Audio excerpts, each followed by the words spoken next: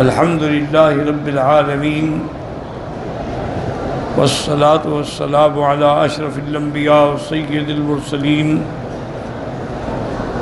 سيدنا ومولانا محمد وعلى آله وأصحابه أجمعين.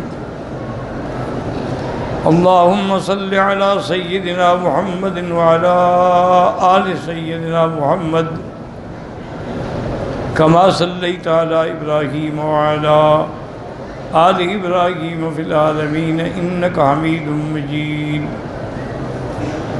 أعوذ بالله من الشيطان الرجيم. بسم الله الرحمن الرحيم. وَلَقَدْ كَرَّمْنَا بَنِي آدَمَ وَحَمَلْنَاهُمْ فِي الْبَرِّ وَالْبَحْرِ وَرَزَقْنَاهُمْ مِنَ الطَّيِّبَاتِ وَفَضَّلْنَاهُمْ عَلَى كَثِيرٍ مِّمَّنْ خَلَقْنَا تَفْضِيلًا. قال المؤلف والمفسر رحمه الله تعالى أدام النفع بعلومه وعلومكم في الدارين آمين إلى أن قال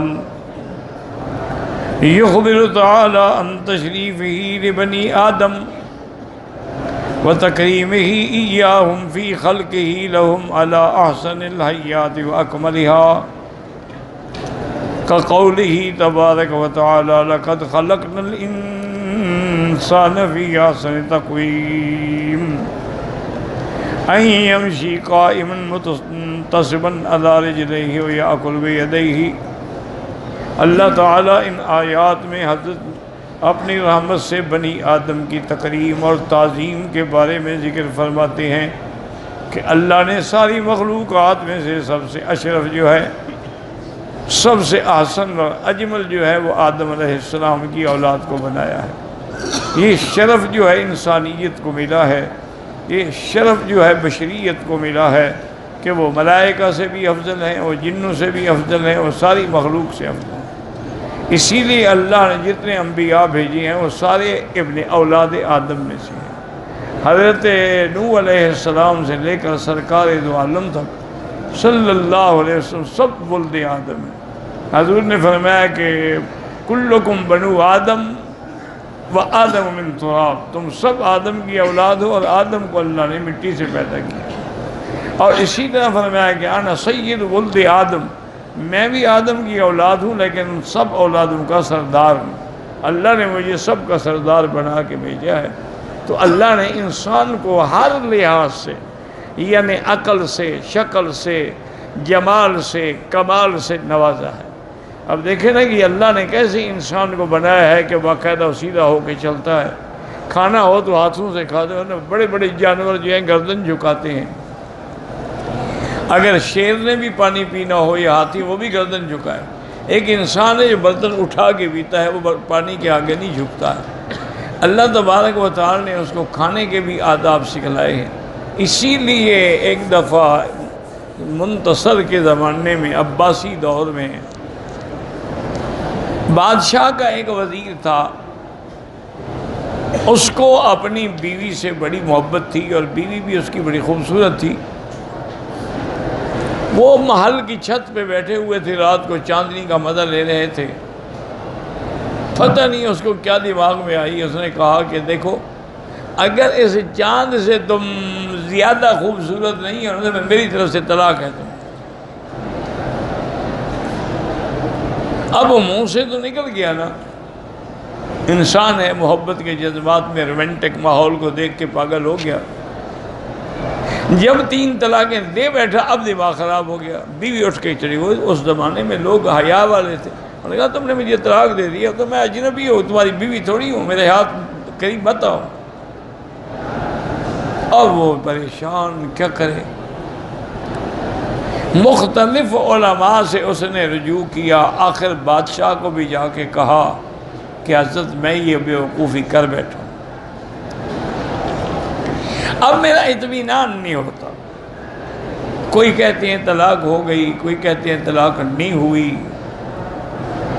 میں اتنا پریشان ہوں کہ میری بیوی کو جب تک اطمینان نہ ہو، وہ مذہبی عورت ہے، دین والی عورت ہے، وہ تو میرے قریب آنا بھی نہیں چاہتی. بادشاہ نے حضرت امام ابو یوسف رحمۃ اللہ علیہ کے پاس یہ مسئلہ بھیجا کہ آپ فیصلہ کریں، طلاق ہو گئی ہے یا نہیں ہوئی؟ انہوں نے کہا بالکل طلاق نہیں ہوئی۔ انہوں نے کہا کیسے؟ انہوں نے کہا یہ اس کی بیوی چاند سے بھی زیادہ خوبصورت ہے۔ انہوں نے کہا بالکل۔ حضرت کیا کہہ رہے ہیں؟ چاند ساری دنیا کو منور کرتا ہے، اس کی بیوی تو گھر کے کمرے کو بھی منور نہیں کر سکتی، تو افضل کیا؟ انہوں نے کہا قرآن کہتا ہے لَقَدْ خَلَقْنَا الْإِنسَانَ فِي أَحْسَنِ تَقْوِيمٍ، کہ میں نے انسان کو سب سے احسن بنایا ہے۔ جب قرآن کہتا ہے احسن ہے، یہ سب سے احسن ہے، کوئی طلاق چلاق نہیں۔ تو اس لیے ان نے بھی اسی آیت مبارکہ سے استدلال پکڑا تھا کہ اللہ نے انسان کو کتنا بڑا شرف عطا فرمایا۔ اس لیے مفسر فرماتے ہیں کہ یمشی قائمن، سیدھا ہو کے چلتا ہے، منتصبن علی رجلیہ وَيَأْكُلُ بِيَدَيْهِ، ہاتھوں سے کھاتا ہے، وَغَيْرُهُ مِنَ الْحَيْوَانَاتِ يَمْشِي عَلَىٰ أَرْبَعٍ وَيَأْكُلُ بِفَمِّهِ۔ بعض حیوانات جو ہیں وہ 4 ٹانگوں پہ چلتے ہیں، اس لیے جھکے ہوئے ہوتے ہیں، اور کھاتے بھی منہ سے، ہاتھ سے تو نہیں کھاتے۔ وَجَعَلَ لَهُ سَمْعًا وَبَصَرًا وَفُؤَادًا يَفْقَهُ بِذَلِكَ كُلِّهِ وَيَنْتَفِعُ بِهِ۔ پھر اللہ نے انسان کو قوت سامعہ بھی دی ہے، باصرہ بھی دی ہے، دماغ بھی دیا ہے، عقل بھی دیا ہے، فہم بھی دیا ہے کہ وہ باتوں کو سمجھتا ہے۔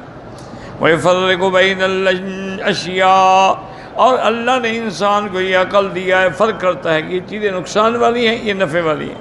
وَيَعْرِفُ مَنَافِعَهَا وَخَوَاصَهَا وَمَزَارَهَا فِي الْأُمُورِ الدِّينِيَّةِ وَالدُّنْيَوِيَّةِ۔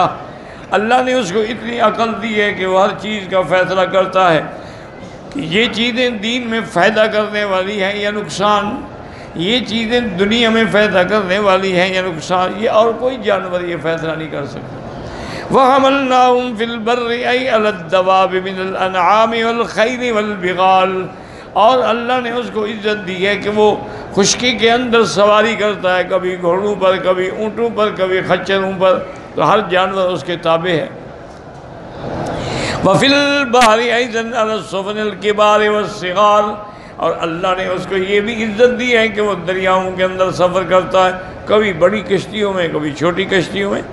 وَرَزَقْنَاهُم مِّنَ الطَّيِّبَاتِ أَيْ مِن زُرُوعٍ وَثِمَارٍ وَلُحُومٍ وَأَلْبَانٍ، اللہ نے فرمایا کہ ہم نے اس کو کتنی پاکیزہ چیزوں سے رزق عطا فرمایا ہے، پسندیدہ چیزوں سے رزق عطا فرمایا ہے۔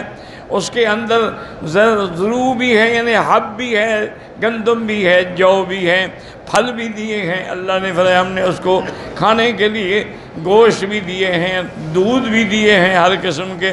من سائر انواع الطعوم والالوان المشتہات اللذیذہ، ہر چیز کا طعام جو ہے لذت والا وہ ہم نے انسان کو عطا فرمایا ہے۔ والمناظر الحسنہ والملابس الرفیۃ من سائر الانواع، ہم نے اس کو مناظر بھی دیے ہیں کہ دیکھیں کیسے سبزہ ہے، کیسے منظر ہے، اور ہم نے اس کو اعلیٰ سے اعلیٰ لباس بھی عطا فرمائے ہیں۔ علی اختلاف اصنافیہ والوانیہ واشکالیہ مما یصنعونہ لانفسہم ویجلبہ الیہم غیرہم من اقطار الاقالیم والنواحی، ایسے لباس بھی ہیں جو خود تیار کرتے ہیں، اور ایسے لباس بھی ہیں جو دوسرے ملکوں سے برآمد کرتے ہیں۔ تو اللہ نے یہ سب انسان کے لیے بنایا ہے۔ وَفَضَّلْنَاهُمْ عَلَىٰ كَثِيرٍ مِّمَّا خَلَقْنَا تَفْضِيلًا، اور ہم نے اس کو بڑی فضیلت عطا فرمائی ہے۔ من سائر الحیوانات واصناف المخلوقات، تمام حیوانات میں سے، تمام مخلوقات میں سے افضل جو ہے وہ انسان ہے۔ آپ دیکھیں کہ اونٹ کتنا سرکش ہے، لیکن ایک 7 سال کا بچہ اس کے اوپر بیٹھا ہے اور دوڑا رہا ہے اس کو، یعنی انسان کو اتنا مقام اللہ نے دیا ہے۔ وقد استدل بهذه الآیۃ الکریمۃ علی افضلیت جنس البشر علی جنس الملائکہ، اور اسی آیت سے علماء نے استدلال کیا ہے کہ بشر کی جنس جو ہے وہ ملائکہ سے بھی افضل ہے۔ اللہ تبارک و تعالی نے اسی لیے جیسے کہ کسی نے کہا تھا کہ اصل بات جو ہے وہ انسانی ہے، اور اگر صحیح ماننے میں انسان بن جائے تو پھر وہ فرشتوں سے بھی افضل ہے۔ قال عبد الرزاق أخبرنا بابا زيد بن أسلم قال قالت الملائكة یا ربنا انك آتيت ابن آدم الدنیا یاکلون منها ویتنعمون. فرشتوں نے عرض کیا کہ یا اللہ اولاد آدم کو تو آپ نے بڑی نعمتوں سے نوازا ہے، وہ کھاتے بھی ہیں پیتے بھی ہیں. ولن تعطنا ذلك، ہمیں تو کھانے پینے سے آپ نے محروم رکھا ہے نا. ملائکہ تو معصوم نہیں کھاتے. فقال اللہ تعالی وعزتی وجلالی لا اجعل صالح ذریۃ من خلقت بیدی کمن قلت کن فکون.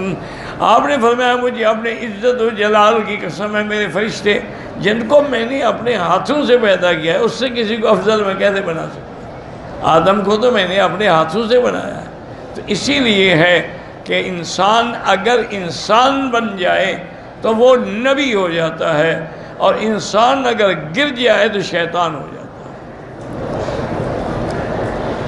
وهذا الحديث مرسل من هذا الوجه وقد روي من وجه آخر متصلا.